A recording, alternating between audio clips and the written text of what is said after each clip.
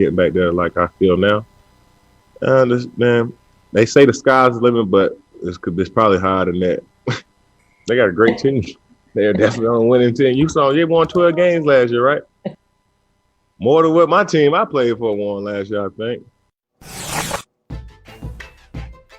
Jadeveon Clowney is all smiles, and he's a Brown. The free agent defensive end will make up to $10 million, a source telling our Adam Schefter. The Browns will pair Clowney with All-Pro Myles Garrett to chase quarterbacks and maybe get deeper in the playoffs. The number 1 overall pick in 2014, Clowney hasn't always played up to his potential, and he's also dealt with a myriad of injuries. Max, should the Browns be the favorites in the AFC North now? Yes, they should be, and I realize we're talking about this before the draft, and it's a competitive division. I'm talking about right now, Stephen A. Right now, before the draft, the Browns should be favored. They're a double-digit win team. Came up in the world, won games they needed to win late, even when they lost to Baltimore. Stephen A., that was a back-and-forth game. When you look at the Browns, where's the weakness exactly?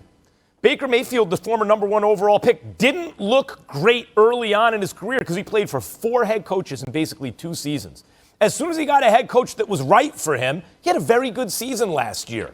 And you look around, he has weapons everywhere on offense in terms of guys to throw the ball to, and that's without Odell Beckham Jr. Now, I've been on the record, Stephen A., I think Odell and Baker are best off apart from each other, right?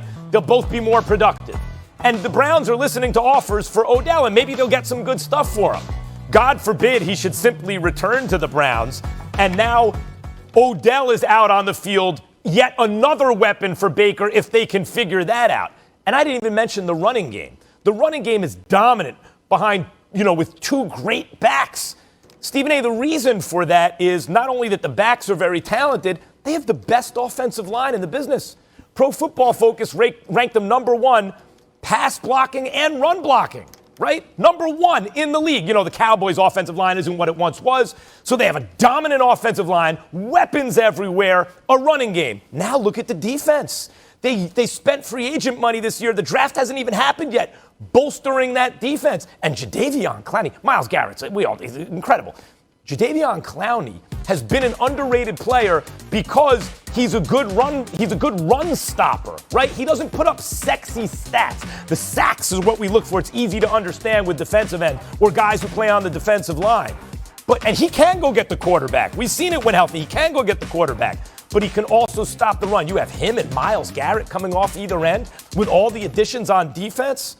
Yeah, not only will I say that the Browns should be favored in the AFC North right now, they're contenders to win the Super Bowl. They are Super Bowl contenders.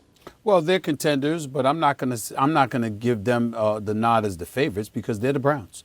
What can go wrong will go wrong to some degree by Lake Erie. This is what it has been, and this is what it will continue to be. Now, they've obviously improved. You got Baker Mayfield that went up in touchdowns from 22 to 26 from the previous year, but he went down in interceptions from 21 to 8. So Kevin Stefanski deserves a boatload of credit. He did a hell of a job last year as the head coach for the franchise. Him and Berry as the GM, obviously an African-American, very, very proud of what he's doing thus far. They're definitely a contender. I'll give them props and credit for that. I don't know how big of a pickup Clowney is. Remember that Clowney is supposed to be somebody that can register sacks, Max. He's got like 3 in the last 2 years. Not a single sack last year in the 8 games he played in Tennessee, just 3 the year before he played in Seattle. And let's also be honest about the fact that he's lost out because this guy was looking for about 18 to 20 million a year when he ended up departing from Seattle. And now he's signing 1-year deals worth up to $10 million.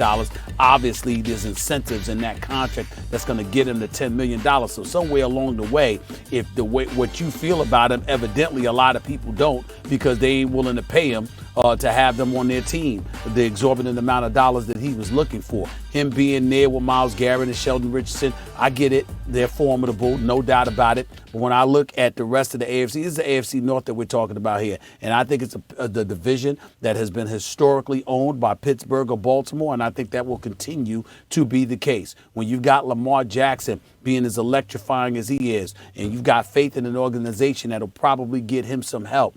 They're Rough Riders, they're experienced, they know what they're doing. I like what I saw from them in the playoffs, even though they lost. They were highly competitive, and I look at it from that perspective, and I say on paper, the Cleveland Browns are definitely contender, and they're real and live, as you would say, Max. And I don't disagree with you But in the end, I really, really do believe it comes down to Baker Mayfield. And even though he has improved, and he did have a good second half of the season, got them to the playoffs, got a playoff victory over my Steelers, Baker Mayfield deserves a whole lot of credit. I get all of that. But I also think that let's not act like he was lights out, like this is a future Hall of Fame in the waiting. Could it end up that way? Sure. But that's not what we've seen as of yet. And I think if you're an opponent and you put it in the hands of, and you force the Browns to put it in the hands of Mayfield to make him beat you, I want to see that to believe that they're the team to beat in the AFC North. I'm not convinced of that. I'm not saying they can't make the playoffs or anything like that. Not saying they can't make any noise. But when we talk about the favorites in the NFC North, I need more of a body of work than what I've seen to elevate the Browns to that status. Actually, you can look at the division right now.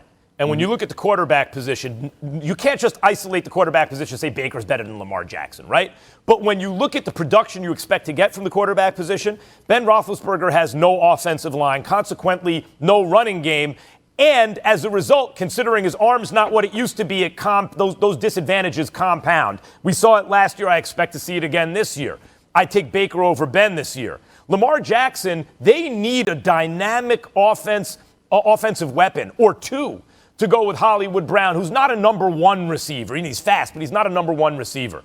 And so they don't have that right now. That's why I say, I reserve judgment till after the draft, but right now they don't have that. I'd expect Baker to be more productive given his offensive line and running game and pass-catching weapons than Lamar. And now you finally have Joe Burrow, who is going to be, I think, better than Baker.